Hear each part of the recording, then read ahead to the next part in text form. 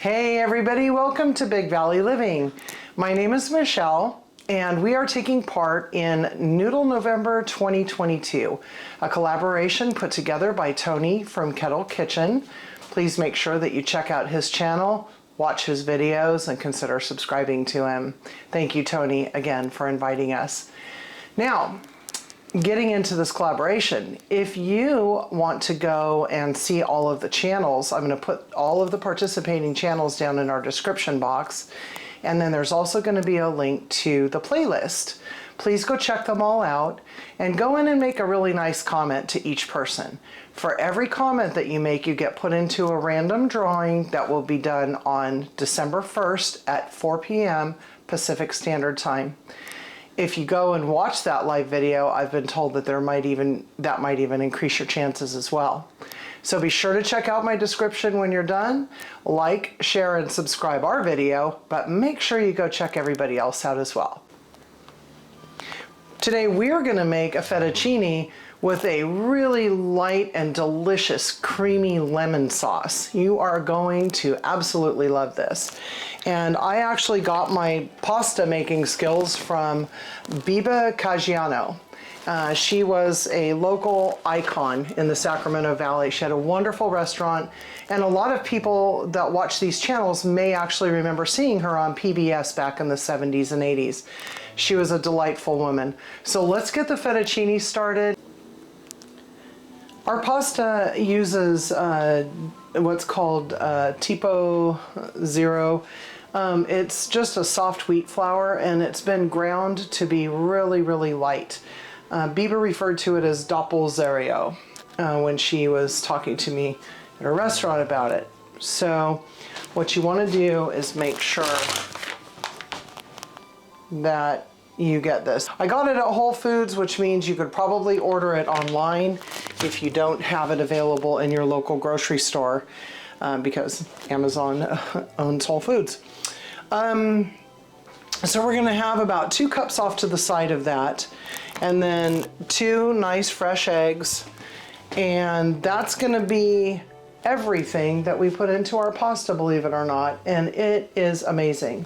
Another thing I want to point out to you is that we are actually going to use our pasta attachment on the KitchenAid. We're going to start with about 1.25 cups of flour, but I'm going to keep some off to the side in reserves. My eggs are a little bit bigger. I like to buy extra large, so actually, you know what, guys? We're going to actually start with 1.5 cups of flour because of the fact that I'm using extra large eggs.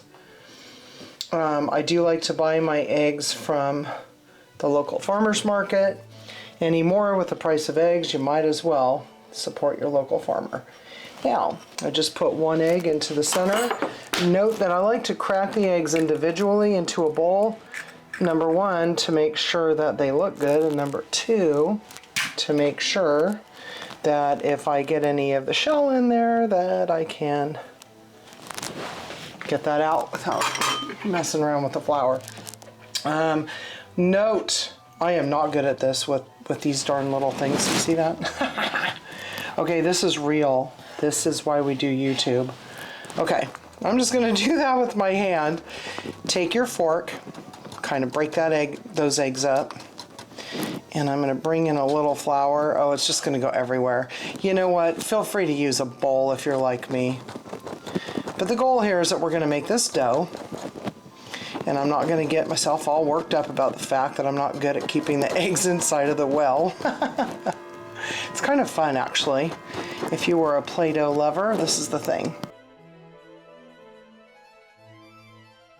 I went to her restaurant one day with some coworkers. Our boss took us out for a Christmas lunch, and this is going back about probably 6 years ago, 7. And Biba came around to all the tables, you know, hey, how do you like it? And it was my first time going to her restaurant. And I said, oh my gosh, this is the best fettuccine I have ever had in my life. Can you guide me towards one of the books in your lobby that has this recipe? So she took me up and showed me the book that I would find the recipe in. But she didn't stop there. No, she didn't. she went through the entire process of making perfect pasta. She told me exactly what store to go to get my flour. She told me to make sure I use this Doppelzero, the double X flour, and then described what it should look like, how long it should take. And I'm just chit-chatting away here, but you see how I'm just kind of getting it all mixed together? Now that it's kind of a more solid dough, I'm going to go ahead and bring my hands into it, and I am keeping some flour out to the back because it's a lot easier to add flour if it's too wet than to try and balance it out if you have too much flour or if your dough is too hard. Anyway, so she, Biba goes through how to do it, make sure that your dough ball is going to rest. Make sure that before you rest it, that it feels as smooth as a baby's bottom. And we all hear that because that's tried and true, right? That's what you want your dough to be like. But I like the fact that her dough only has the 2 recipes. There's no salt in here. I could add salt, I could add herbs, I could add maybe lemon zest and pepper to the actual pasta or spinach. And her book actually goes through all of the instructions for those things, so that's nice. Okay, this is coming together beautifully actually. So again, I'm keeping this flour off to the side in case I need to bring it in. But at this point, I think we might just be in really good shape. I'm going to take this dough scraper, bench scraper I guess, and make sure that I don't have any little shaggy pieces sitting around. And then we'll go ahead and keep working this. So, fast forward a few years, So she tells me all about this pasta and how to make it just right and everything. And I obviously got the book because I wanted the recipe and all the tips and tricks in it. And she signed it for me. And here's a picture of that. That's so cool that she did that. And a few years later, we went and we took our oldest son and his daughter and wife out to dinner over there because our daughter-in-law loves pasta. And we all love pasta. And we went in, and our granddaughter was, what, maybe 3? Mm-hmm. And she's pretty quiet. She doesn't talk a lot. Sweetest, most beautiful girl you've ever seen. Hi, Emma. And she was sitting very quietly, actually, at the table. And Biba takes Emma, picks her up. She loved children. And she took Emma to every single table. And while we ate dinner, she just had a blast walking around and visiting with everybody. And I don't think it was really much more than about 10 months to a year after that Biba passed. But you guys, I will tell you, I have never met a more genuine, beautiful soul in my life. She just really was the real deal. And she cooked with her heart, from her heart, and she loved to make people happy with the food that she made. So it was her passion, it's our passion, and I am just grateful. I'm leaning into this pasta here. I'm just so grateful that we got to meet her and enjoy her spirit. Now this is starting to feel, it's coming together really well. At this point, it's kind of sticky, but I am going to resist every temptation to add flour to it because that's what's going to get us in trouble. So I'm just kind of kneading it away from me with the heels of my hand. You don't want to over knead any kind of pasta dough because it'll get really tough and it's not going to give you the soft, pillowy result that you're looking for. You can use other flours. You could use all-purpose. You could make a mixture of semolina flour, which is typically what you're going to get in your commercially prepared pastas that are in a bag. I've never actually tried it with that because this recipe is absolutely amazing and I just don't see any reason to change it. This is centuries old from Italy, and Biba grew up in Italy, so it's the real deal. Okay, I'm almost done. And once I have this into a nice ball, I like that. Is that smooth as a baby's bottom yet? We're getting close. We're going to wrap it in plastic and we're going to let it rest for about 20 to 30 minutes, closer to the 30-minute side, because I've got a salad to make. And we are also going to get our other ingredients together for the sauce. So, time to wrap and rest. You've probably already seen this on many videos for pasta, but I do want to show you that to really know that your pasta is ready to rest and move forward, if you press your finger in, it's going to bounce back. Look at that. This is perfect. So I'm going to let it rest now, and we'll meet you over at the stove. I've melted a half a stick of butter. I use salted butter because I'm not going to throw a whole lot of salt into any other part of this meal. And I just got it melted and it's starting to bubble up a little bit. I don't really want brown butter, so at this point I am going to add 4 somewhat small cloves of garlic, fresh garlic. You could use garlic powder. We've done that before. It tastes just as good. I would caution against jarred garlic because it's going to have some sort of different flavor, like, I don't know what it is, vinegar of some sort for a preservative, but anyway, I don't like it. Now, important, use a whisk for this sauce, okay? Because we're going to be putting lemon products with cream and butter, and that will cause what looks like curdling, but I promise you it will go down. So this is, I have an electric stove. I'm at about 4.5. I just turned it down, back down to 4. And I'm going to let that garlic go for just another second or so. All we want to do is bloom the flavor. We do not want it crispy, which would make it bitter. And there's a tiny bit of green fleck right there. Don't let your garlic go too long either if it's fresh, because it can be bitter once it starts turning green. Once it starts, basically it's starting to regrow. I have 2 cups of a heavy cream here. So we're going to go ahead and put that in. I'm going to whisk it around. And I think, so that I don't waste anything, I'm going to put my lemon juice in here, then swish it around before I add it to the pan. Now see how each time I put something in, I want to incorporate it. At this point, we don't have to be too nervous because we don't have the lemon products yet. I have the juice of 1 very good sized lemon. We have a Meyer lemon tree, which is, I guess you'd call it a dessert lemon, if for lack of any better term. A lot of people I know, even who live here in Sacramento, don't know the difference. So I'm going to just explain it really quickly. A Meyer lemon is like the dessert lemon. It has the really thin skin. It's almost sweet. It's what you'd want to use in any of your desserts or lemon curd and stuff like that. A Eureka lemon is the thicker skinned one that I think most of us think of when we think lemon. It's a little bit, you know, it's got a tang to it, you know. I love both kinds, but I do use them differently. Like, I wouldn't use the sweet lemon in my lemon juice dressing. However, I wouldn't necessarily want to use Eureka lemon in like a lemon pound cake, right?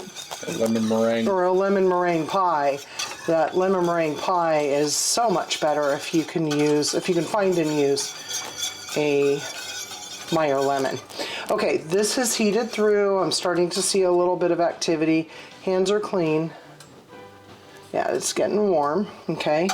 Now, I'm going to go ahead and take this. This is the lemon juice swished around with the cream, because if you've bought cream lately, you know it's pretty spendy. So it's going to look like it's clotting up. You see that? Almost like if you're making a roux. It is going to loosen up, I promise you.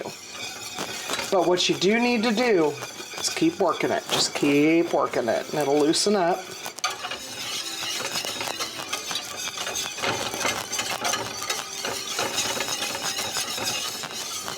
Almost looks like cream turkey over toast, huh?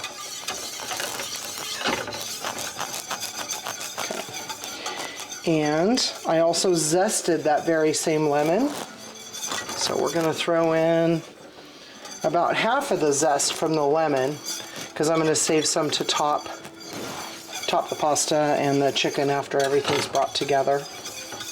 You can use a little more lemon juice if you wish, but this is just the right amount to give you that right flavor that you want. I want a little bit of pepper, and I think we'll just use black cracked pepper in that right now.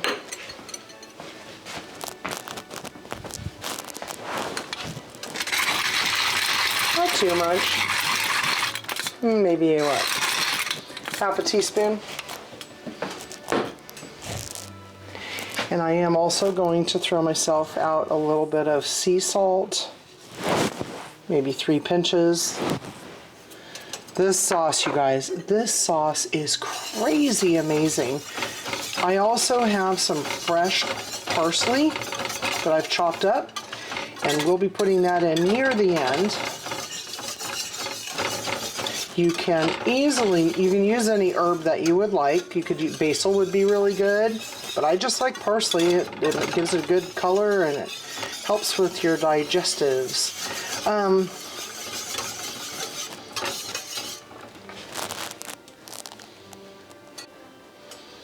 Then after we add that parsley later and we put the pasta on top, we're just going to go ahead and we're going to throw some freshly grated Parmesan cheese on top.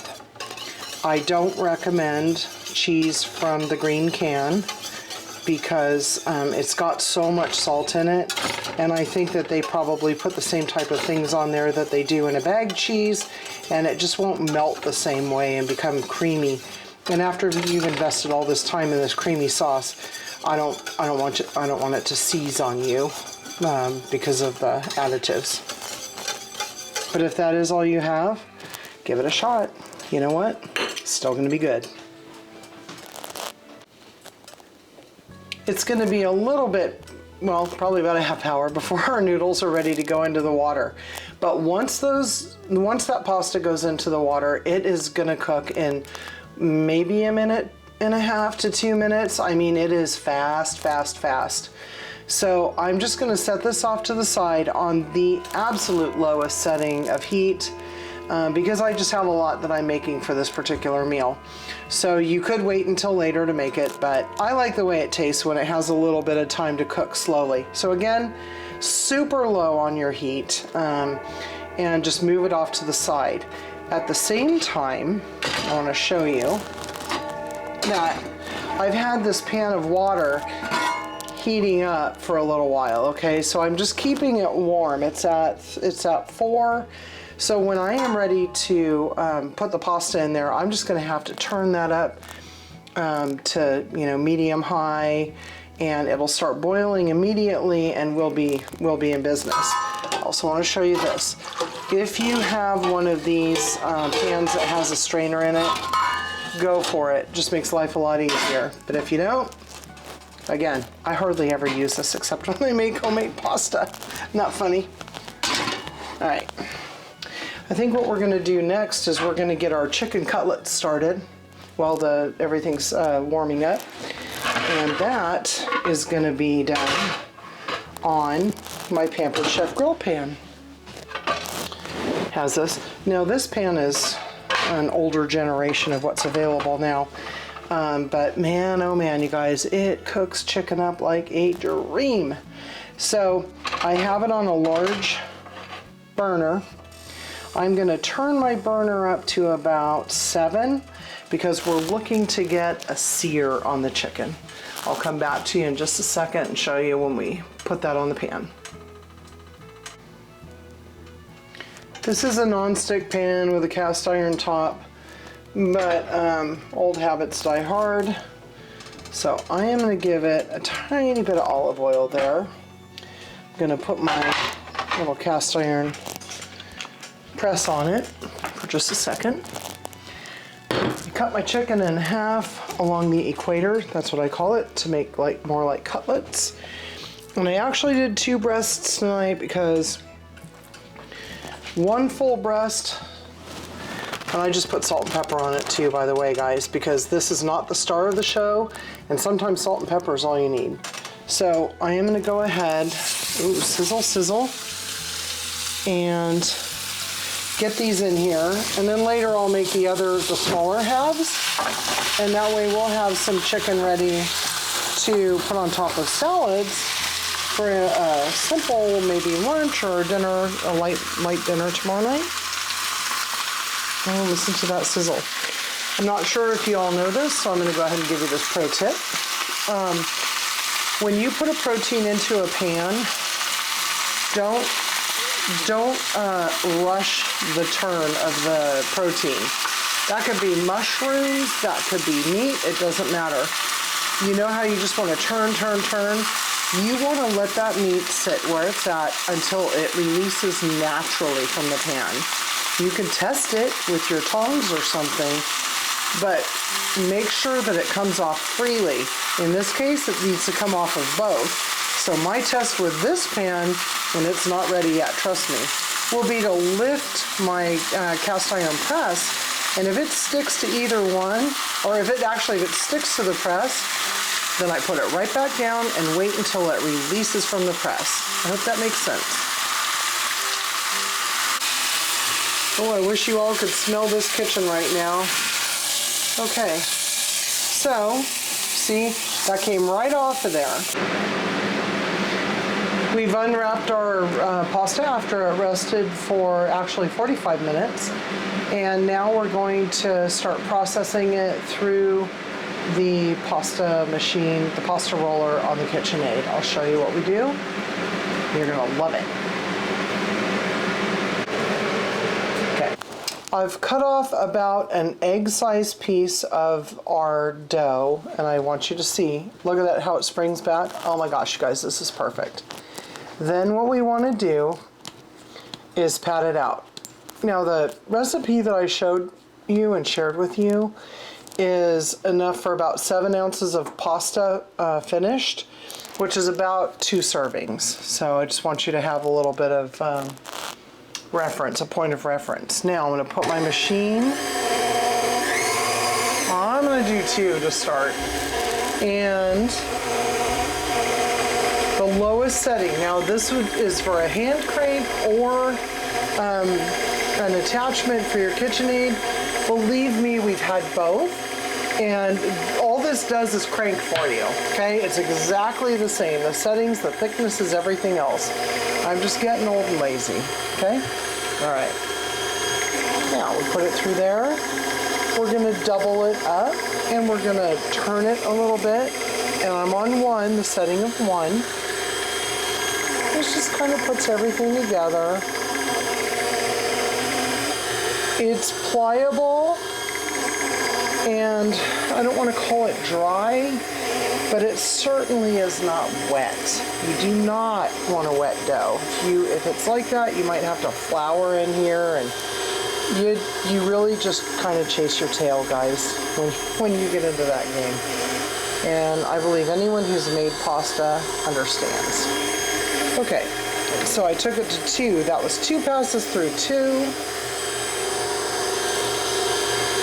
Oh my goodness, that looks so lovely.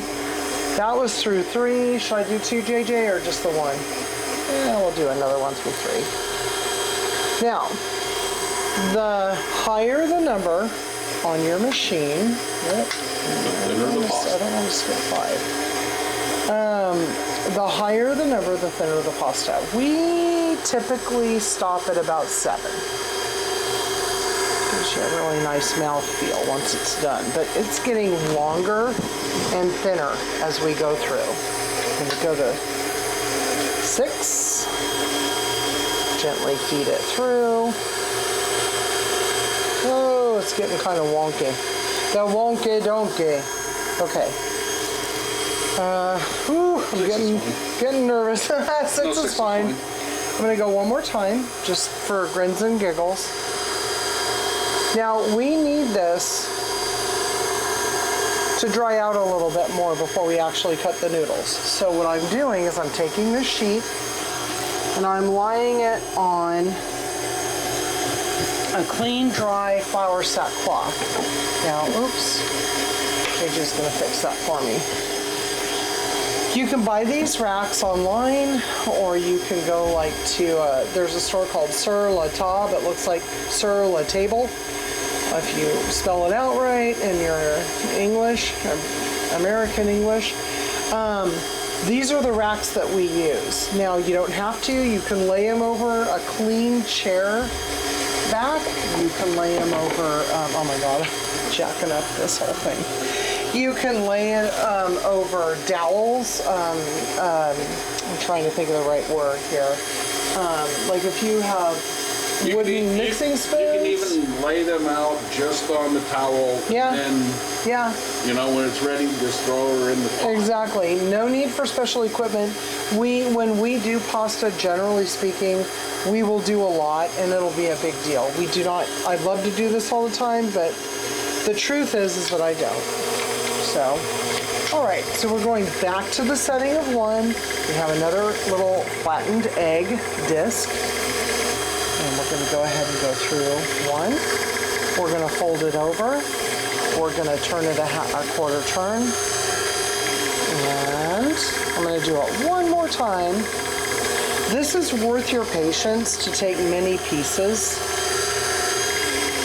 And if you have, again, if you have a hand crank, you're going to be doing the exact same thing. You're just going to be cranking it by hand. And how long do we have a hand crank?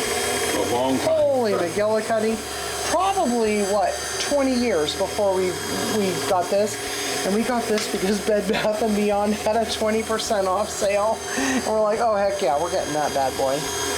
And we gave our hand crank to my beautiful sister-in-law, Carrie, who uses it to this day to feed her family when she makes pasta. So it's still in the family. Okay, now I'm at number 4. I'm going to go to number 5. Don't judge the size of each one of my sheets because, oops, let's come out of there, because the eggs were different sizes. I'm at number 6. It's getting a little wonky again. It's kind of my sweet spot, but I like to live dangerously. All right. That's it. And it's going to dry up in a few minutes, guys. It's really not going to be that wonky looking when it goes through the cutter. So now I'm going to go through, and I'm just going to do this, lay my sheets out, and we'll bring you back when we're cutting our fettuccine. We've rolled all the sheets into to the thickness of 7 on our machine. So now I'm going to take the rollers off and exchange them for the fettuccine cutter. And we're going to start with the oldest, I'm going to call them slabs, first because they've had time to rest and dry up just a little bit, which will make the cutting process oh so much easier. So we're going to go ahead and swap out our cutting mechanisms and we'll see you in a second. Yes, I can. So I've got my little rack right here. You can put it on a sheet or whatever. We've already had that discussion. I'm going to move this up to 2 and pray that it's not too fast. And I'm going to go ahead and feed it through. Okay, cross your fingers, everybody. Pasta prayers, pasta prayers. Whoa! If you need to turn it down lower, turn it down lower. Look at that. I'm going to turn it off and just show you, okay? Oh my gosh. So it's very important that your pasta is all rolled out though to the same thickness, because that's what's going to help it to cook quickly and, well, not quickly necessarily, but evenly. That didn't take too long. So it's drying out now. I'm just keeping it here until I get ready to put it into the water. So we're gonna go back over to the sauce. I'm gonna put the rest of the ingredient, well, first, we're probably gonna put the pasta in the water. And then I'm gonna add the parsley and everything into the sauce. We are so close to dinner. So we've turned our pasta sauce up just the tiniest, but our lemony, yummy Alfredo. And the water is boiling for the noodles, for the pasta, I should say. These are not noodles. I have a hard time correcting myself with that one. And I am just pulling my fettuccine off of those racks. They've been drying for about 10 minutes, so they're perfect. They are not all the exact same size. If you would like to trim off the ends and make it perfect, go for it. I like to think of this as country style. And it's pretty, just so pretty. Okay, so here's what I got, and I'm throwing it into the boiling pot of water. Make sure that you kind of separate it with your fingers. I apologize that you can't see everything. It's just kind of the way that our setup is in our kitchen. We'll work on that. Anyway, I'm dropping it in there. Homemade pasta, especially when it's nice and thin, is not gonna take a whole lot of time to cook. 2-3 minutes tops. Yeah, 2 or 3 minutes, I think, for sure. Now, this is, see, that's getting hot in this pan. And so I went ahead and I took this pasta spoon, and I just wanted to make sure that I had everything separated in there. And I don't have it at like a high rolling boil. I have it at about 8.5 on my electric stove. Now, I have this nice chopped fresh parsley. Oh my goodness. Again, it's about the looks of this. So it's gonna be so pretty. Okay. Now, at this point, I probably could use a spoon, but here we are with our whisk. Just think that works the best anyway. And I'm using parsley again because it's just such a nice, pretty green color in there. And this is why we aren't putting it in until near the end. I'm waiting for my pasta the water in the pasta, I should say, to come up to a boil, and for my pasta to essentially float. And all this just comes together so quickly. I am gonna add the tiniest bit of salt. That was probably a pinch. I can't even measure it, it's a pinch. The pasta in the pot still needs, what are we at, like a minute, JJ? I like to give it about 2 minutes, 2.5 minutes. I'm gonna do this is weird. But I'm gonna pull it over so you can kind of see what it looks like. Woo, long, and it's just pillowy.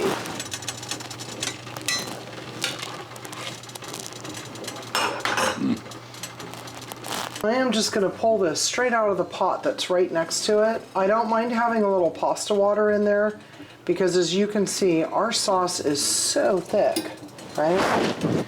So I'm pulling that in. Stove's clean, promise. And I'm just going to dump all this pasta in here for the two of us. I'm draining a little bit out of the water, but you know, ordinarily you throw a little pasta water in with your sauce anyway. This is perfectly al dente. And, oh yeah, very nice. Once I get this pasta in here, that's when we're going to dump freshly grated Parmesan cheese on top. If you want a little spice, feel free to throw maybe some red pepper flakes. That is not quite what we're going for. So I'm going to get this I'm going to kind of get it all mixed together for a second. If it's really thick like this is, feel free to take just the tiniest bit of your pasta water and use it to thin everything out, okay? Not too much, but if you do go crazy, remember you can always turn up the heat on your pasta. But that just gives it, oh yeah. What do you think, JJ? Looks like dinner. Looking pretty good. Okay, so now I haven't done the Parmesan yet.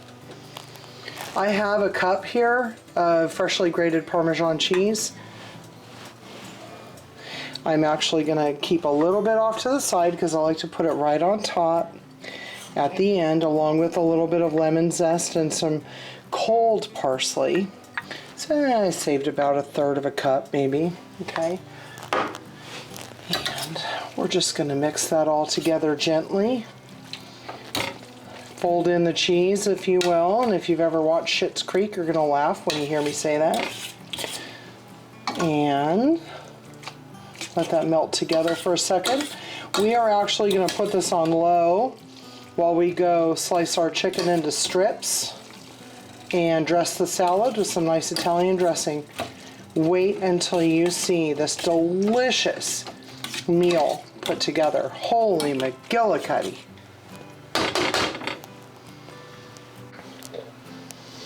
We added a little bit more of the pasta water to make sure that everything, although it's creamy, that everything was smooth. You guys, if you've never made homemade pasta, don't worry about, 5 different flours, water, salt, and all that. Give the old-fashioned way a try, just once. I didn't let my eggs sit on the counter. I didn't do any of that. This is just stuff from my fridge. Okay, that's not going to be a good thumbnail, right? Anyway, let's go ahead and put this on. Now we have that grilled chicken that we made. So I'm going to show you how pretty that'll look, right? And then I'm going to throw a little bit on the side so that if that's not your thing, don't worry about it. Put it on the side and add it as you want it. Last thing we're going to do here is, my hands are clean and our salad's done. I'm going to put a little bit of this nice spinach and mandarin salad on here. I call it Nettie's salad for my Aunt Jeanette. Hey Nettie, I love you. I know she's going to watch this because Bella is going to take the phone in and show her great grandma. And I love you too, Bella, and Jonesy too. Okay, you guys, please try this recipe. Put that chicken on top. You can keep it off to the side. But no matter what you do, you're gonna love it. Look at that. Or look at that. Thank you so much for visiting Noodle November 2022. Don't forget to go and watch all the other channels. Comment. Let us know if you make something similar to this. Like, share, and subscribe as usual, not only to our channel, but check out the others because they are really great cooks out there. See you later, everybody. Be kind.